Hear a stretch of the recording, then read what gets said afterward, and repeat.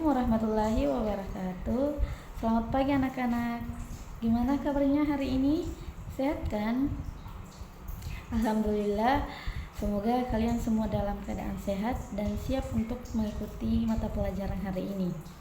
Sebelum kita mulai, mari kita membuka pembelajaran hari ini dengan berdoa. Bagi yang beragama Islam, mari kita berdoa menurut keyakinan kita, dan bagi yang non-muslim bisa berdoa sesuai agama masing-masing atau diam sejenak.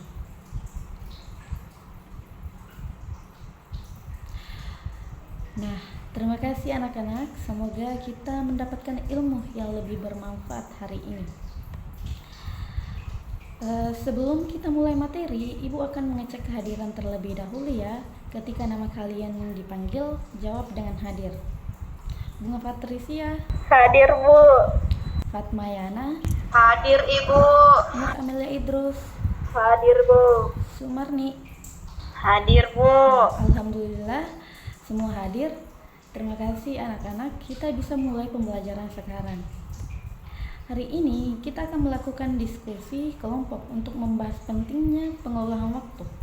Setelah diskusi ini, diharapkan kalian dapat mengidentifikasi tantangan dalam pengelolaan waktu dan menentukan solusi yang efektif. Ibu akan menjelaskan dulu pentingnya metode diskusi. Diskusi adalah metode yang efektif untuk melatih kalian berpikir kritis dan berkomunikasi. Dalam diskusi ini, kalian akan belajar menghargai pendapat orang lain, mengelola waktu, dan bekerja sama dalam menyelesaikan masalah. Ibu akan memberikan pemahaman awal tentang topik yang akan dibahas dalam diskusi. Topik diskusi adalah pentingnya pengelolaan waktu dalam kehidupan sehari-hari. Kita akan membahas bagaimana cara mengelola waktu secara efektif agar dapat meningkatkan produktivitas dan mengurangi stres. Adapun aturan yang harus diikuti dalam diskusi yaitu berbicara bergantian, mendengarkan dengan baik, menghargai pendapat orang lain, dan tidak mengganggu teman yang sedang berbicara. Sekarang, Ibu akan membagi kalian dalam kelompok-kelompok kecil. Pastikan kalian bisa bekerja sama dengan baik dan saling mendengarkan. Nah, baik anak-anak, sekarang Ibu akan mau bagi kelompok. Yang sebelah kanan Ibu itu kelompok 1, sebelah kiri itu kelompok 2. Nah, sekarang kerjakan soalnya. Diskusi akan berlangsung selama 20 menit. Setiap kelompok harus menghasilkan laporan singkat mengenai pembahasan mereka dan siap untuk mempresentasikannya di depan kelas. Ibu akan memantau kelompok. Jika ada yang membutuhkan bantuan atau kesulitan, jangan ragu untuk bertanya kepada Ibu.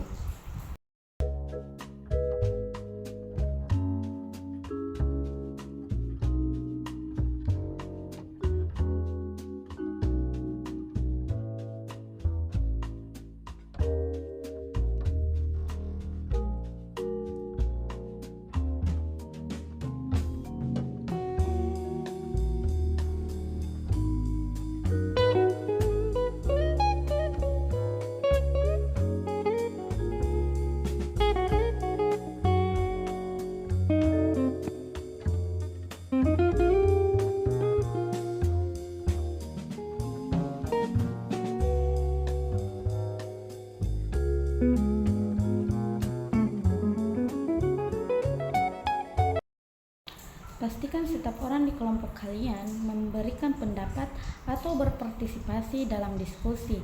Jangan hanya diam. Setelah laporan selesai, semua kelompok akan mempresentasikannya di depan kelas. Jangan lupa untuk mencatat pertanyaan dari teman-teman atau masukan dari teman kalian. Sekarang, mari kita dengarkan pendapat atau pertanyaan dari teman-teman kalian untuk setiap presentasi yang telah disampaikan.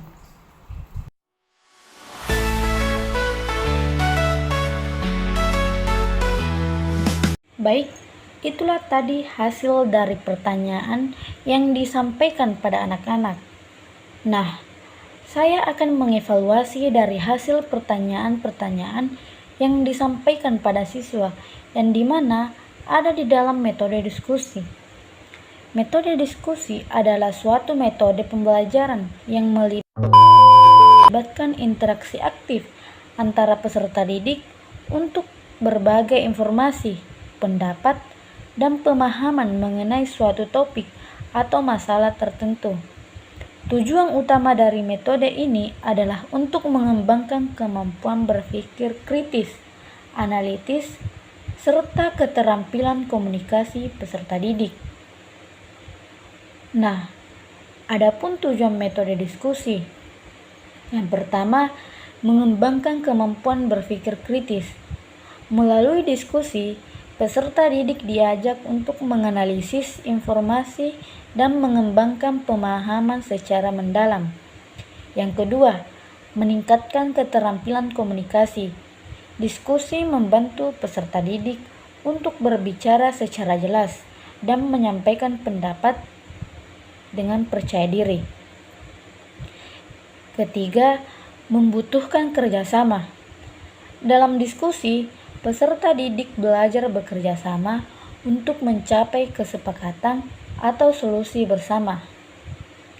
Keempat, membangun rasa tanggung jawab.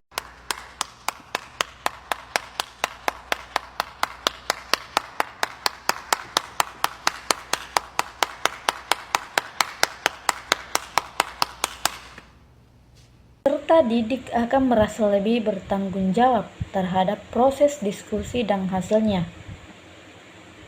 Nah, adapun langkah-langkah dalam metode diskusi.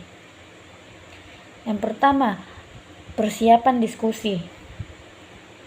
Tentukan topik diskusi yang jelas dan relevan. Sediakan bahan bacaan atau sumber informasi yang diperlukan.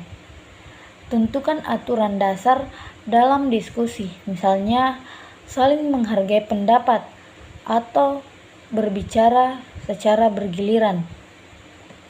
Kedua, pembagian kelompok. Peserta didik dapat dibagi menjadi kelompok kecil atau diskusi besar, tergantung pada jumlah peserta. Tentukan moderator atau fasilitator diskusi yang akan memimpin jalannya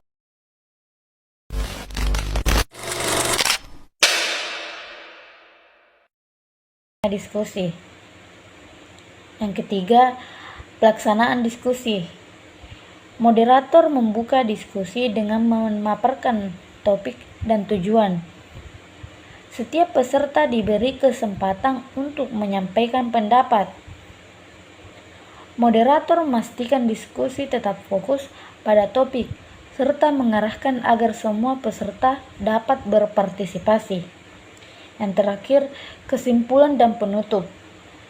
Setelah diskusi berjalan, moderator menyimpulkan hasil diskusi yang telah dicapai.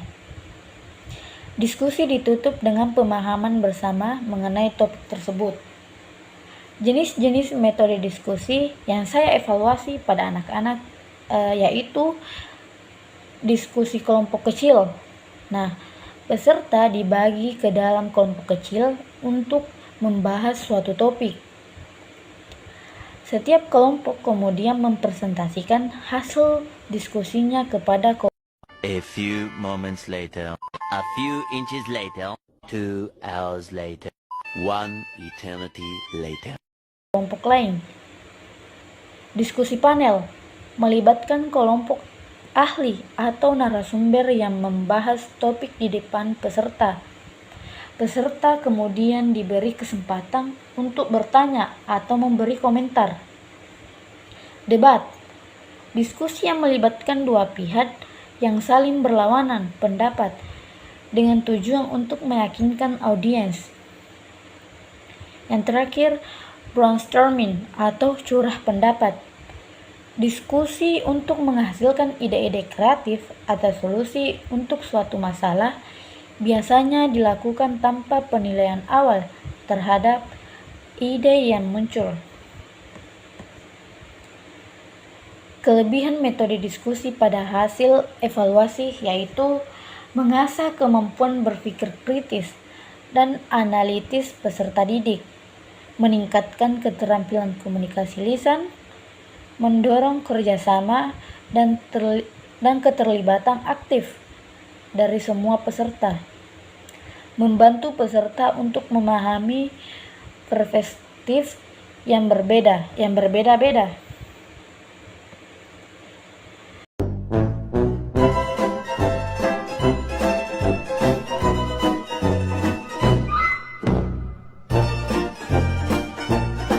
Tantangan dalam metode diskusi.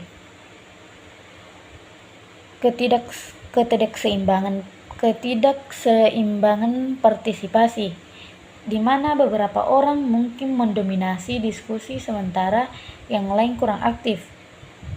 Mengelola waktu dengan baik agar diskusi tidak terlalu lama atau melebar ke topik yang tidak relevan. Menjaga agar diskusi tetap fokus dan produktif. Nah, adapun tips untuk menjalankan diskusi yang aktif, yang efektif dan evaluasi tersebut. Yang pertama, jaga supaya semua peserta didik terlibat. Ajak peserta didik yang kurang aktif untuk berbicara dengan cara yang tidak mengintimidasi. Kedua, buat aturan yang jelas. Tentukan peraturan dasar seperti berbicara dengan bergiliran dan menghargai pendapat orang lain.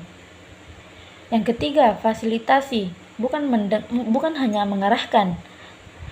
Sebagai fasilitator, berikan ruang untuk peserta mengemukakan ide-ide mereka dan hanya memberikan arahan jika diskusi mulai keluar jalur.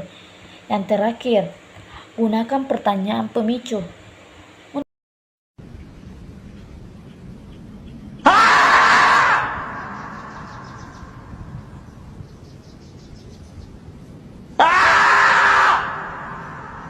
Untuk menjaga diskusi tetap berjalan, fasilitator bisa menggunakan pertanyaan yang merangsang pemikiran lebih dalam. Diskusi adalah suatu metode pembelajaran yang melibatkan interaksi aktif antara peserta didik untuk berbagai informasi, pendapat, dan pemahaman mengenai suatu topik atau masalah tertentu. Tujuan utama dari metode ini adalah untuk mengembangkan kemampuan berpikir kritis, analitis, serta keterampilan komunikasi peserta didik. Nah, adapun tujuan metode diskusi. Yang pertama, mengembangkan kemampuan berpikir kritis. Melalui diskusi, peserta didik diajak untuk menganalisis informasi dan mengembangkan pemahaman secara mendalam. Yang kedua, meningkatkan keterampilan komunikasi. Diskusi membantu peserta didik untuk berbicara secara jelas dan menyampaikan pendapat dengan percaya diri. Ketiga, membutuhkan kerjasama. Dalam diskusi, peserta didik belajar bekerja sama untuk mencapai kesepakatan atau solusi bersama. Keempat, membangun rasa tanggung jawab. Peserta didik akan merasa lebih bertanggung jawab terhadap proses diskusi dan hasilnya. Nah, adapun langkah-langkah dalam metode diskusi. Yang pertama, persiapan diskusi. Tentukan topik diskusi yang jelas dan relevan. Sediakan bahan bacaan atau sumber informasi yang diperlukan.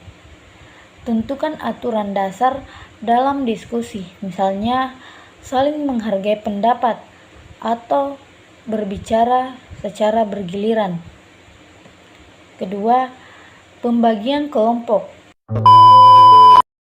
Nah, dari diskusi tadi kita dapat menyimpulkan bahwa pengelolaan waktu itu sangat penting untuk meningkatkan efisiensi dan mengurangi stres.